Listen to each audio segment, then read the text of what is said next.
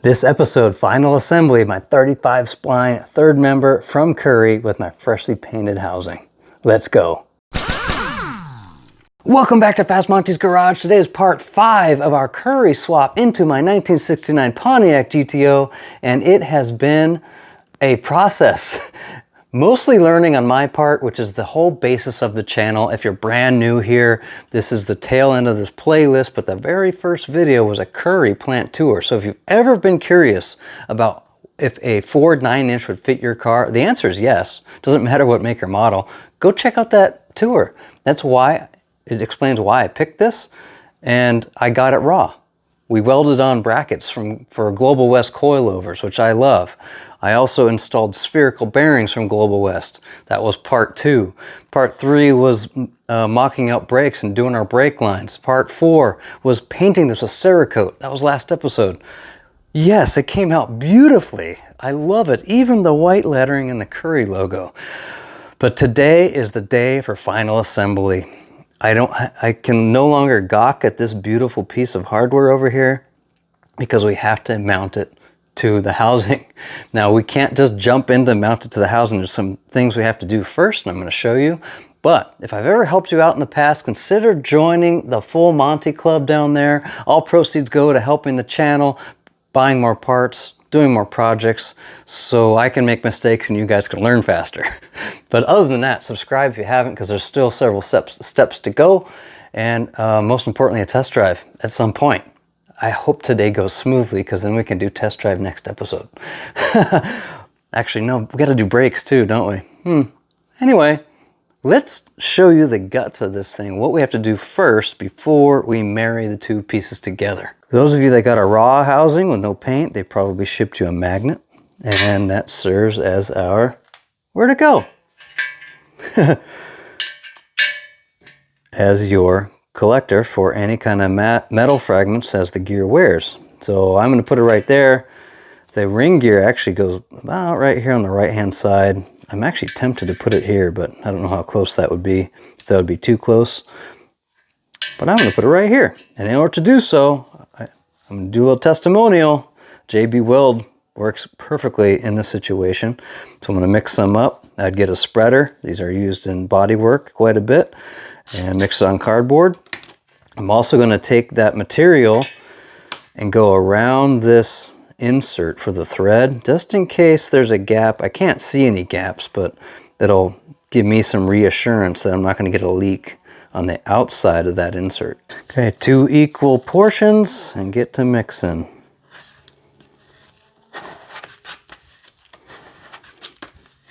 So you mix it till it's all one color.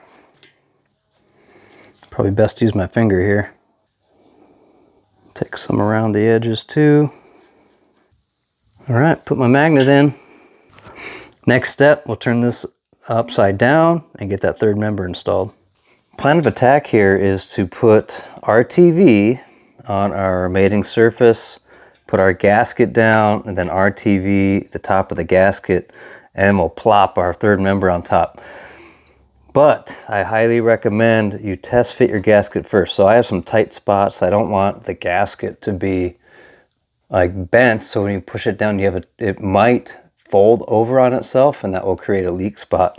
So I'm going to go around with my razor blade and slightly open the holes I need to open. I wish I had a hole punch that diameter. That would be cool. Anyway, I'm going to go ahead and do that with the razor. See how it looks. Got it fitting flat for the most part. I also traced where the gasket goes because I'm going to RTV up to that line. No sense in making too much of a mess.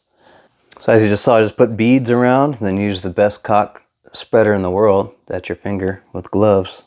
Spread it out. Super thin is fine. Get around the bolts. I changed gloves, and I slap this bad boy on here. All right, same procedure.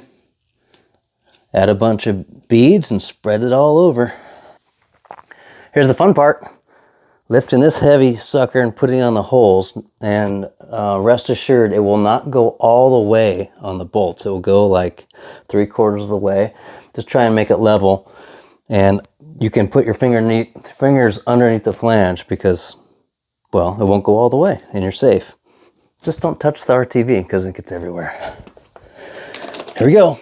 Lift with your back. Oh.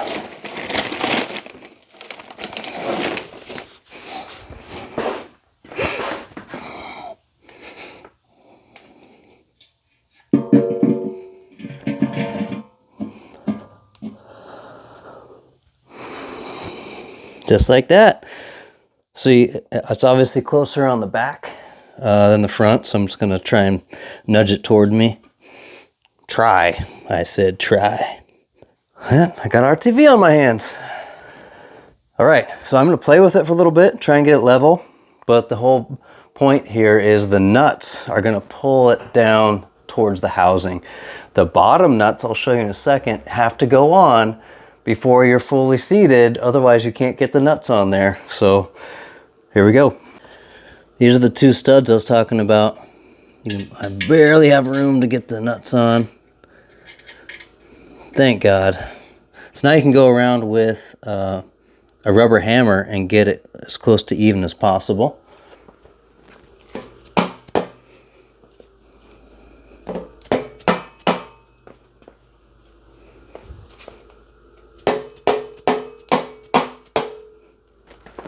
Okay, I'm gonna put washers on everything and start pulling it in with the bolts. I'm sorry, the nuts, and our target is 35 foot-pounds per nut. I admittedly forgot something. I could have gotten neater here and matched the gasket to the housing and trimmed the gasket, but while this is still wet, you can actually take a razor blade and trim that gasket off, which I am debating doing. And I say while it's still wet because you can use acetone and clean off the excess and it'll look super sharp. I'm gonna try it anyway. Let's see how it goes.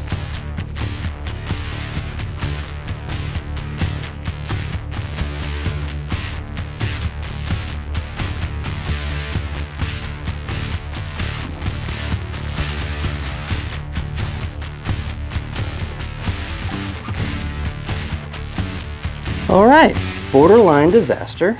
It took the paint off the housing. So not a brilliant move by my part, but it does look nice on this housing, the Cerakote, that's for sure.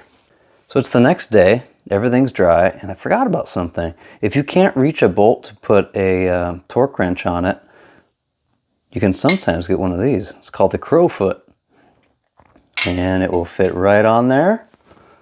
And I need an adapter, but let's see if my manual torque process was correct. I already retorqued these. I did get a little bit more the next day. So let's see what happens. Oh, that wasn't even close. Nice. I'm glad I remembered that Crowfoot. That worked out really well. And some of you might have noticed this little spot here, this mar. Well, the last video when I did Cerakoting, I mentioned I banged the end of the housing with my spray hose. I also hit it right there. Still looks good. Whatever.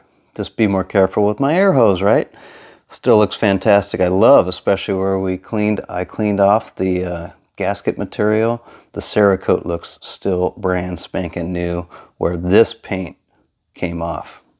Anyway, next step, let's get the brake lines hooked up. Oh yeah, it's coming together. I love it. So I have everything bolted down on all the fixture points. Our mount looks awesome.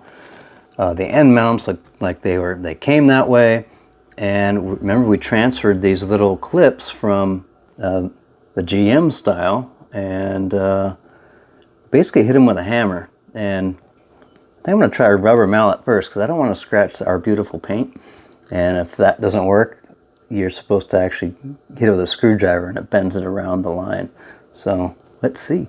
Just in case, I don't want to damage my beautiful painted logo, the attitude adjuster.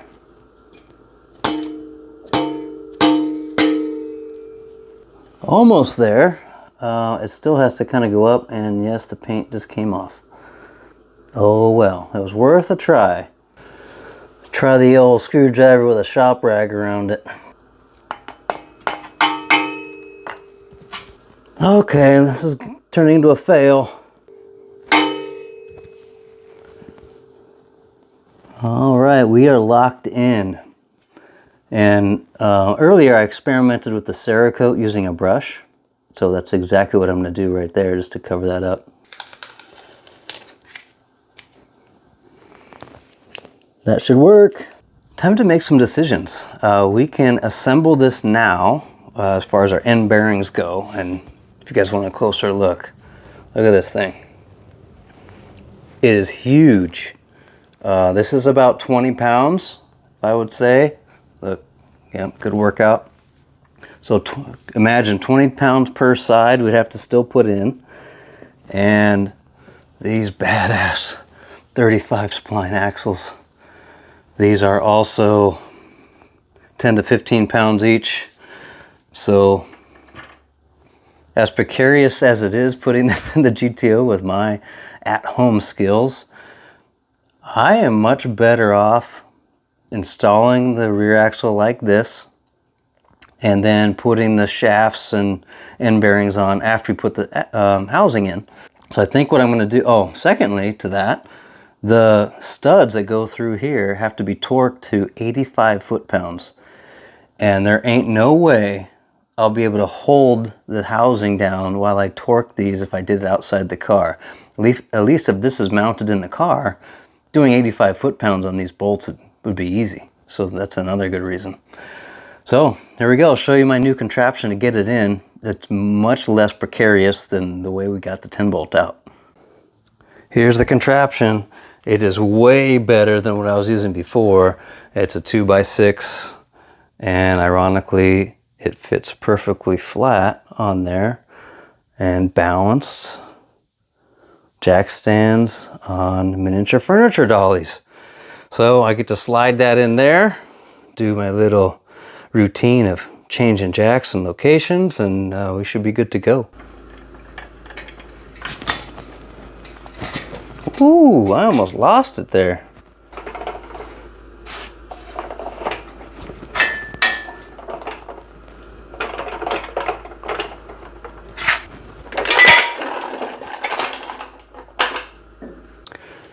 It would help if I turned it the right way. Watch the gas tank. Yeah, I'm so glad there's no brakes on here. I would have made this 10 times worse. Oh yeah. We are in position. We are in. And it's at full ride height. But we have a problem. All right, I swear it never stops over here, and I'm actually pissed at myself for this one. It's turning into a freaking docudrama. Okay, so I showed you guys the hub, and I was getting everything together, the axle, throw it in the housing, and I said, you know, I should probably test fit it on the wheel. Here's the drama. So, if you guys haven't seen my wheels, I love them because they look like the original Rally 2s. And I said, you know what, let's see, since this is so portable, let's drop it in there. Yeah, the whole pattern matches, but check out the back. So this bore here is smaller than this diameter of the hub. Oh, you got to be kidding me. Okay, so good news is, this is a 3-piece wheel. If you notice, there's bolts around here. That means this centerpiece can get taken out, which means I could probably take it to machine shop and open up that bore. But Jesus, why didn't I check this earlier? That's why I did all that mock-up in stage 1 or 2 or whatever the hell that was. I'm so disappointed in myself. Well, it just got real over here. And stay tuned. Next episode, hopefully we're at a machine shop cutting this out. And then we'll finish with the install of the axle, etc. Oh, thanks for hanging out, guys. We'll see you next time.